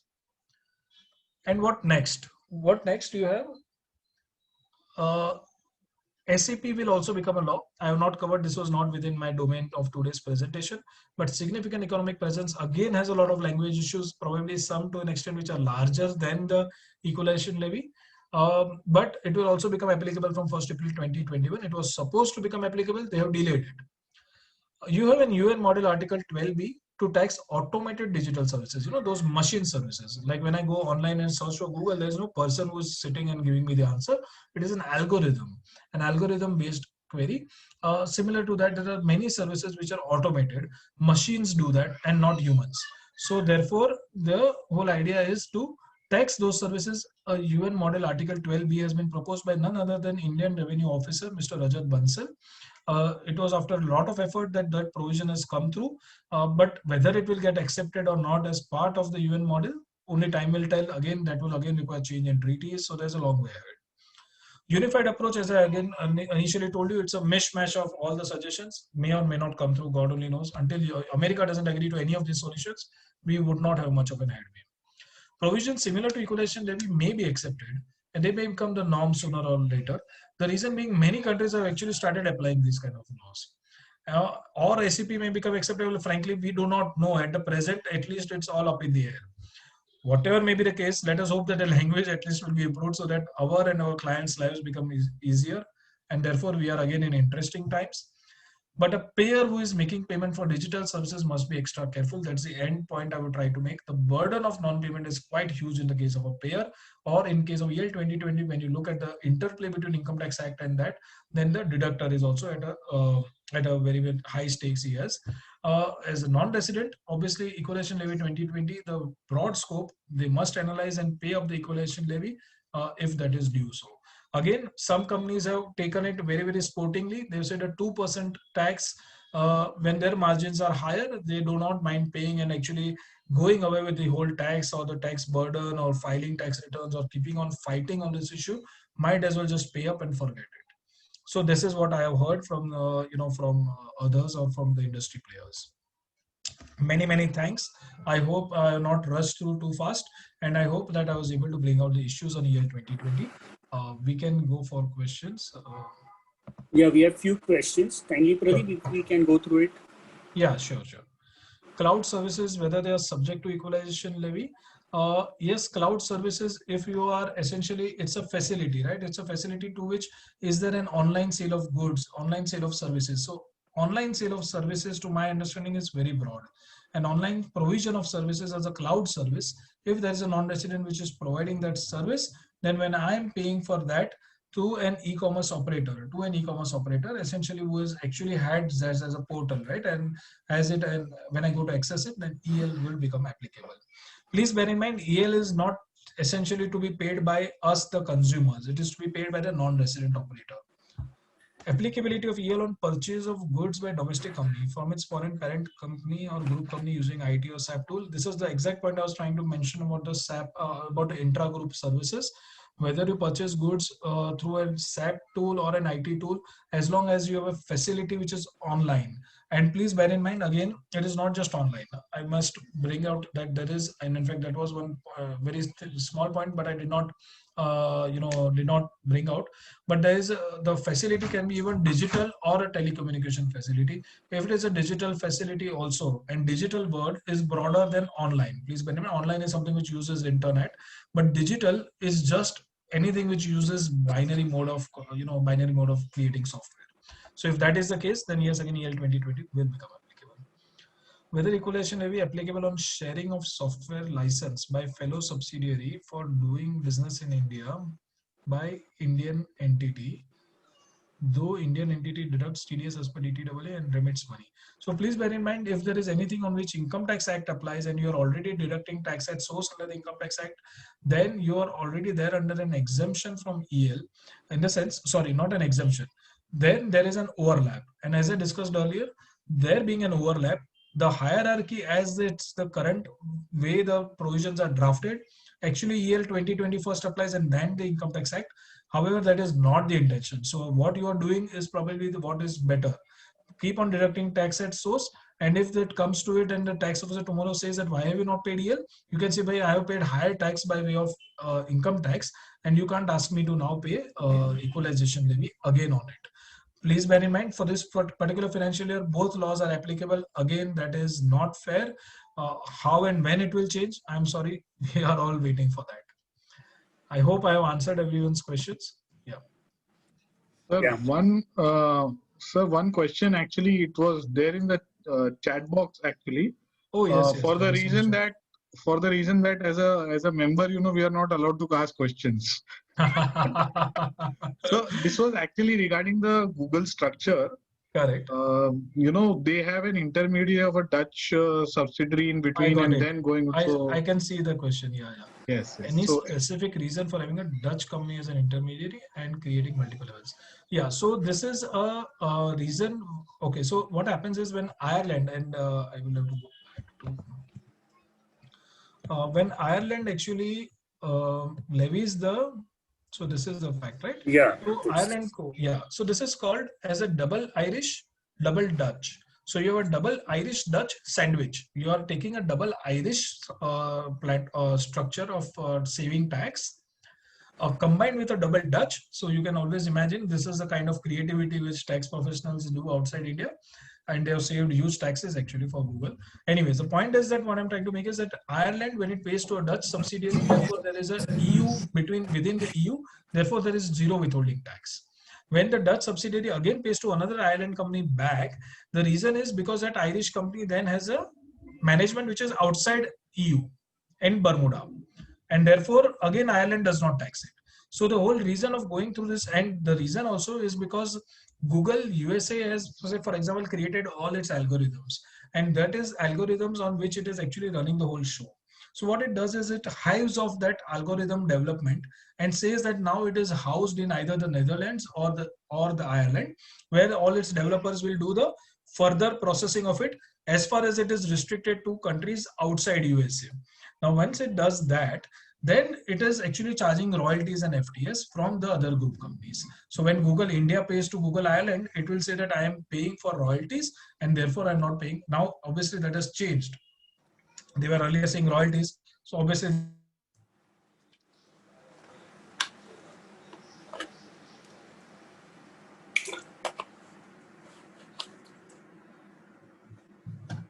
data available online, you can easily go and there's a good amount of data on this or how it works. I'm sorry if I have not answered your question properly, but this is what I have understood from the structure. No, thank you, sir. Thank you, no problem. Yeah. So thank you, Rutvik ji, for your detailed presentation. And I now request CA Pradeep Chandwani to offer well-deserved vote of thanks. Pradeep, please unmute. Sorry. Well, it is my privilege to thank today's speaker, CA Rutvik Sanghvi. Well, we all have been listening to his father over the years and reading about his articles. But today we happen to see his might and Rutvik's might, and I think he has not left us any stone unturned behind today to take us through the intricacies of this digital taxation. In the start, he took us through in detail as to what is the detail, why this digital taxation should be coming in, and also took us why it is justified to bring in such a taxation from an India perspective. And then he took us through the intricacies and what should be the improvements from a taxation perspective. I think he has well justified today's topic given the time involved, and he has explained us in detail all the intricacies involved. We thank on behalf of Borivali Central CB Study Circle for giving a wonderful presentation today, sir. Thank you. Thank you very much. Thank you. With this, we end our today's presentation, and our next session will be on 7th of October. Thank you. Thank you, sir. Thank you very much, Thank you. everyone.